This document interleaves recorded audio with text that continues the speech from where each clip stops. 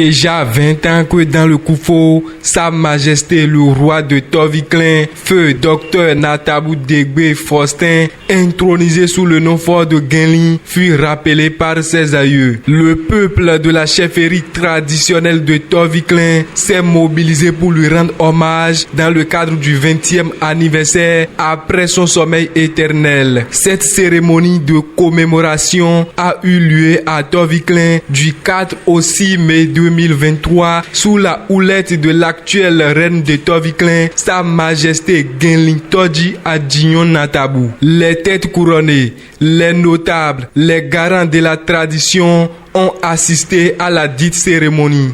Puisque le roi ne meurt pas, le roi dort, je pense qu'aujourd'hui c'est un témoignage vivant qu'il est toujours dans nos cœurs. Que ce jour soit un jour spécial dans nos vies. Que ce jour soit un jour de grâce pour nous tous et que ça soit un grand jour dans l'histoire du Koufo, que ça soit un grand jour dans l'histoire de Toviklen surtout. Une seule lampe est allumée, si elle s'éteignait, il y aura l'obscurité. Donc je prie qu'il y ait beaucoup de Natabou Faustin, qu'il y ait beaucoup d'étoiles, beaucoup de lunes dans Toviklen. Nous sommes venus là pour soutenir la reine de Toviklen qui rend hommage au roi de Toviklen, le roi Genli, qui est rappelé par ses ancêtres il y a 20 ans. C'est à la fois un homme politique, un intellectuel chevronné, puisqu'il fut docteur en pharmacie, pharmacien de son état, et il a occupé de nombreux postes de direction. Il a travaillé au développement de sa localité. Il a travaillé également à la promotion de la culture, des valeurs endogènes. Donc c'est un tout, c'est un baobab. L'objectif pour eux est de se souvenir et de garder en mémoire l'ensemble des événements qui ont marqué le règne de ce baobab et de tisser une nouvelle corde à l'ancienne. Aujourd'hui, nous sommes venus rendre hommage à un homme qui avait dit: si tu es riche, seul, et tu es seul riche parmi les pauvres, mon frère, tu es un pauvre qui t'ignore. Fais en sorte que la richesse soit pour ce pays. Faustin a été qui? Nous savons qu'il a fait un parcours. Il a travaillé pour la mobilisation, il a travaillé pour la remobilisation du peuple Adja, du peuple béninois et de tous les Béninois jusqu'à sa mort. Et c'est celui-là que nous célébrons aujourd'hui. Il est le fondateur de l'UDETO, l'Union pour le développement de Toviklen. Il a eu à nous faire des révélations sur notre propre origine. C'est là que nous avons connu beaucoup de choses. Il a mené ce combat.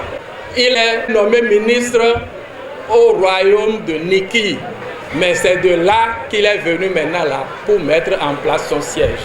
Et c'est ce siège que notre respecté enfant occupe aujourd'hui. Hommage à un grand homme. Hommage à celui-là qui a pensé que le peuple Adja est un peuple unique. Là où ça n'a pas marché, il faut que nous puissions nous remobiliser pour que l'idéal Faustin Natabou puisse perdurer. Comme souvenir, la persévérance et le travail bien fait. C'est un homme de vision, un homme humble. Comme souvenir, c'est qu'il était un bon travailleur, voilà, tout simplement. Oui, bon, il fut un homme populaire, il fut un homme très aimé.